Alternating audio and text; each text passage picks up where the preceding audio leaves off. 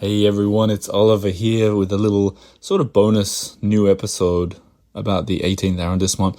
You know, in France, when you live at number 18 of a certain street, or whatever number, and there's a little second house or apartment, and in English you'd say he lives at 18B or 18A. In French they say bis, B-I-S. So this episode is like an 18 bis, because it's just a little extra episode. And the reason is, I've done with the other districts as we're counting down through them, this first episode earlier in the week with Sutanya talking about the sort of the other side of the hill in the 18th, I wanted to go see some stuff myself in the 18th. I wanted to have a little look around my old hood. And, obviously we run walking tours in Montmartre as well. So I figured it could be a cool chance to go and revisit my old favorite street, Rue des Abbesses, with my main tour guide for Montmartre, which is Hannah Coyle. And so we noticed a lot of new places had opened. She wanted to talk about that a little bit. And we picked one, she picked one, a cafe right in the middle of that very street. So Rue des Abbesses, my opinion, still a wonderful street, totally worth seeing.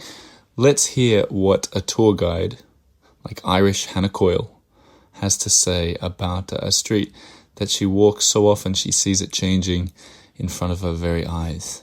So you hear us talking now with the sound of Montmartre in the background, and then I went for a walk with Lena afterwards, discovering a few more things that I'll add to the Earful Tower guide and to various social media this week. And yeah, I will say, if you're looking for a cool new coffee shop, a shout out, not necessarily to the one that we went to, but there's one called Bonne, or Bonne maybe, Bonne, and it's quite a cool find actually. It's a Norwegian woman and her partner who's from Istanbul. And they found an old butcher's shop that they restyled into a modern, cool, cozy cafe with a lot of character.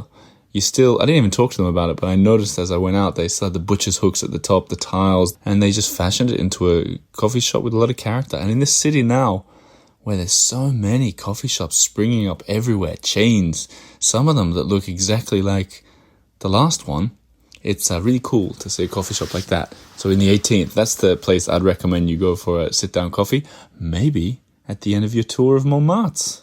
So check out theearfultower.com/tours for our award-winning tours, I'm happy to say.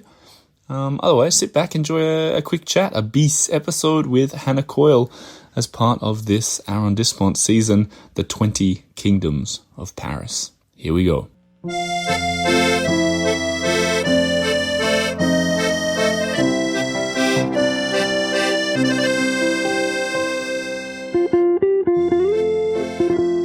Hannah Coyle, how you doing? I'm doing okay. It's warm, but I'm surviving. It's a heat wave. It is. This episode's going to go out so soon after we talk, so we can set the scene for people. Is it too hot for an Irish lady in France? I've been here for almost 11 years, so I am getting used to it, but it's too hot for anybody in May, frankly. And Australia? I've never been to Australia, so I would have to take your word for but it. It feels like when it gets really hot here, it's hard to even walk on the sidewalk. Yeah, even in the shade, it's because there's so much tarmac here, so it's just warm everywhere. It's very hard to function. Which is why, by the way, tours like the one you're doing in Montmartre tomorrow can be done very early in the morning. Yes. But let's talk. I mean, you do more of the Montmartre tour than anybody does. Mm-hmm. Yeah. And that goes on the street that we're sitting on. We're in Rue des Abbesses. I once called it my favorite street in Paris. You kind of smiled then? Do you like it or? No, I'm asking myself, would you say it's your favorite street in Paris? My favorite street is always near where I live. Just the most convenient. Yeah, I think so. So I don't know what it is right now, but this was I still love it coming up here. But I noticed it's changing. I want to talk about that with you, but I first want to know whether you care for it. Oh, I love this street. I love that actually, it starts at a really interesting point where the Rue Le Pic comes up and you can go right on to the Rue des Abbesses, or you can go left and on up past where Van Gogh used to live, and it takes you up past the Moulin de la Galette. So I love that there's like this choice between these beautiful sort of art history sites or the Rue des Abbesses, where there's a lot of really lovely restaurants and there's much more like life happening here. But it's definitely changing. It's changed in the time that I've been doing this tour, and much more even since I started coming here. What do you mean it's changing? Well, in a practical sense, it is undergoing a very gradual process of pedestrianisation.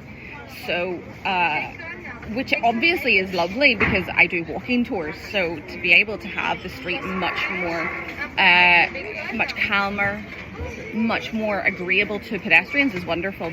But I also feel like it will, no doubt, there will be conflict between drivers, delivery drivers, and business owners, and I feel like we may still be opening ourselves up for having to deal with stressful situations in that sense. But it's the traffic in Paris can get very, very overwhelming, so it's nice to think that it's going to be a little calmer and maybe a little cleaner. I feel like it can only be great for Rue des Abbesses. Every time I see a street get pedestrianized, it makes me sing.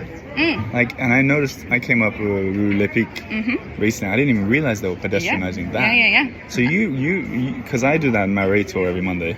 I see things change every week. Yeah. You must have had that going up that street. Yeah. It's kind of fun, huh? You get this gradual, like it's like you see the city changing in very much so. Gradual real time. Yeah, and you also, the French are quite well known for just deciding all of a sudden that they're going to have this new sort of urban planning project, and they don't tell you about it. So literally you could be on a street on a Thursday and the next day you show up and there's a huge work site has been built, and it's going to be like a 7-month project that you will have to you just have to work around it and be flexible. So that was very much the case with Rue Le Pic. I literally showed up one day and realized, oh my gosh, okay, so this big project's happening. And then as it's gone on, I think they started almost a year ago, as they've made their way up Rue Le Pic. And then looking at the signs that they have, it's going to then turn right onto Rue des Abbesses. So. Cool, okay. I remember I interviewed the mayor up here, Eric, and doing a walk show, that was ages ago, but walking on the street and him saying it was going to be pedestrianised. Yeah. So it's taken a long time just to even get close to it. That was 5 years ago or something. Yeah, well, if you think about the fact that it's a very important street for traffic, right, for all of the infrastructure of the neighborhood, but also it was part of the road racing route for the Olympics. That's right. And I have a feeling that the Tour de France last year, their final stage, they also came up here. So I think they've had to sort of work around timetables with that. We're sitting on a terrace of a cafe called Marlette, fine coffee establishment. These kind of places are popping up everywhere. Yeah.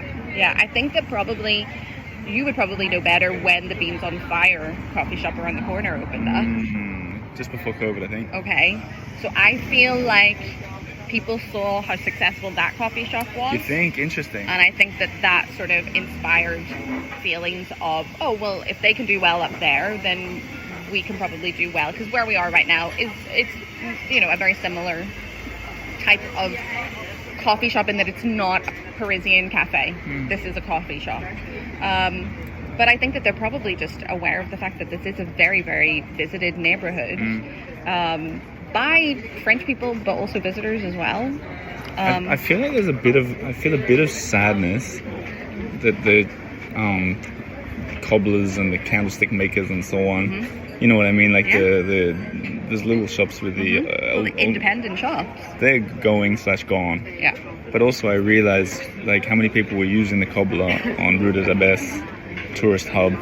Are you seeing a lot of that around Montmartre, like these old establishments disappearing, Well, directly across from where we're sitting, there's a Greek restaurant that I have known has been there for at least 20 years. And it's either undergoing a big renovation, or it seems as though it's actually closed down and there's another business going in there. You, for sure, seeing independent shops, food shops, businesses you say like the cobblers, or like even wine shops just shutting down, because I assume the rents have become so high. Probably all sorts of like property taxes or commercial taxes is just kind of really difficult for people, especially since so much of Montmartre is passing trade now rather than the people who actually live in the neighbourhood. And I do find that quite sad, because it was that sort of feeling that this is a village more than a neighbourhood in a large city. That's what I really appreciated so much about Montmartre. What do you think about the white Montmartre train that drives around? How often do you take that? I have never ever been on that train. What do you think of that, though? You can be honest. I don't know that I really understand. Besides people who are having to navigate Montmartre with mobility challenges, I don't really understand why anybody else would take it. Yeah. And as you say, you never see people smiling on it. It's true. It's true. I know you've got places to be, so I got one last question for you. And you can take your time to think if you need it. But tell me something. Imagine someone's listening who's thinking, I'll do the tour with Hannah. Is there something on your tour that you particularly like pointing out? Something that speaks to you for some reason? I don't have to think about it. It's the Moulin de la Galette, because I love to do this tour in particular because of all of the art history. And I know, because every time I sort of suggest a change, you're like, no, I love it. No, please don't change any part of it. It's happened a couple times now. I'm not prepared to change it. I won't. Even if you decide to change it, I'm just going to do it the same way. Which is, I love that. That's great. It's because I really, it sounds a bit cheesy, but the idea of walking in the footsteps of these really, really successful artists whose work is now so accepted, but at the time was considered revolutionary. I really like the idea of, in my own work as a creative person, that maybe one day that will happen for me. But especially with the Moulin de la Galette, is that already there's a lot of history, because it's a 400-year-old windmill, so that is impressive already. But the idea of talking about there being this very famous painting in this very famous museum that is Le Bal au Moulin de la Galette in the Musée d'Orsay, which is a Renoir painting, and explaining to people, like, he walked through that doorway, he brought the canvas through that door and painted this painting, is really thrilling. It's not sort of something that you have to imagine, or you have to say, I'll show you a picture of what it used to look like. It's what it looked like. I find that incredibly inspiring, and I don't think I've ever had people on tour who have been unimpressed or underwhelmed by that experience. It feels a very un moment vivant, as we say in French. It's a real sort of like, it's life. It's a very lively moment, and it's thrilling. As you know, I always say, if you're underwhelmed by Montmartre, there's something wrong with you. I couldn't agree more. That's one of my sayings. Yeah, I hear you every day. You've got a tattoo of it. It's true. I mean, there are definitely parts of the neighbourhood that are busier. I think it would be, I don't think it would be right to say that it's not.